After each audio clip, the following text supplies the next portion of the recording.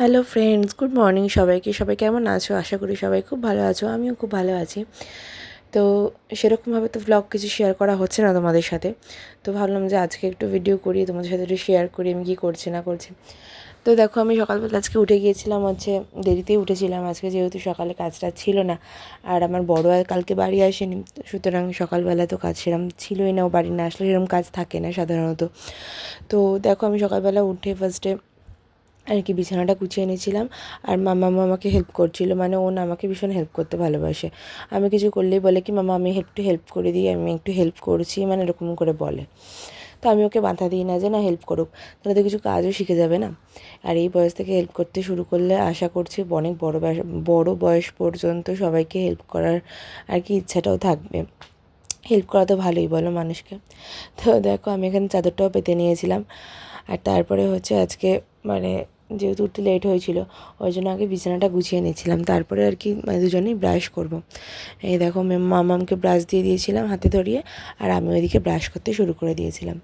আসলে কি জানো তো, প্রতিদিন সকালবেলা উঠে এই যে রান্না বান্না করতে হয়, এই একটা দিন ছুটি থাকলে ধরো যে একটা দিন আমার বর এলো না, মানে নাইট থাকলে, তো সেদিন তার পরের দিন সকালবেলা বলছে উঠতে হয় না সকালে, সেরকম তাড়া থাকে না। হ্যাঁ, যদি আমার ভাইয়ের পড়া থাকে বা ধরো আমার বাবা বেরোচ্ছে, সেই সময়টা তো উঠতেই হবে, কিছু তো করার নেই।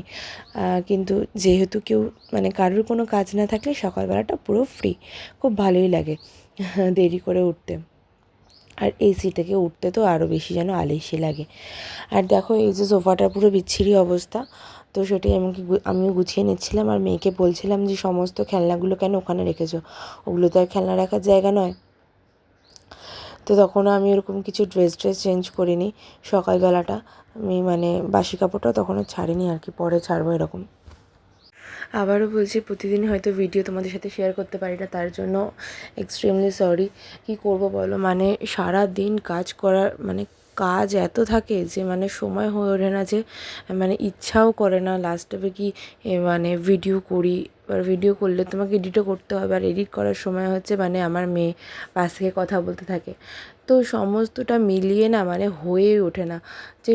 কতবার চেষ্টা করি যে না করবো, ভাবি যে ভিডিও করব, এডিট করব, দেন শেয়ার করব, তো সেই ব্লগগুলো, কিন্তু ভিডিও করেও রাখি, কিন্তু আনফর্চুনেটলি সেগুলো আর শেয়ারও করা হয় না, এডিট করা হয় না, তো শেয়ারও করা হয় না। আর এই দেখো, আমি বানিয়ে নিয়েছিলাম মামামের খাবার, ও যেটা সকালে খায় সেরিগ্রু, ওটা জল দিয়েই খায়।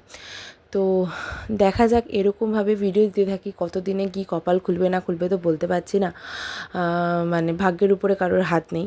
আর এই দেখো, এই জায়গাটা প্রচণ্ড ধুলো নোংরা পড়েছিল, ওটাকে আমি পরিষ্কার পুরো করেছি আজকে। আর তারপরে দেখো, অনেকটা কাচাকুচি ছিল, সেগুলোও আজকে কমপ্লিট করেছি। 2-3 দিন ধরে আমি শুধু কাচাকুচিই করে যাচ্ছি, এত কাচাকুচি থাকছে। কারণ আগামী না থাক, এখন ডেটটা বলবো না, ওটা সারপ্রাইজ থাক। একটা কিছু তো হবেই, তো সেটা সারপ্রাইজ থাক। আর এখানে দেখো, আমি স্নান টান করে নিয়েছিলাম, করে টোরে আর কি যেহেতু কাচাকুচি করেছিলাম, সেই জন্য আমি স্নানটাও করে নিয়েছিলাম সেই সঙ্গে সঙ্গে।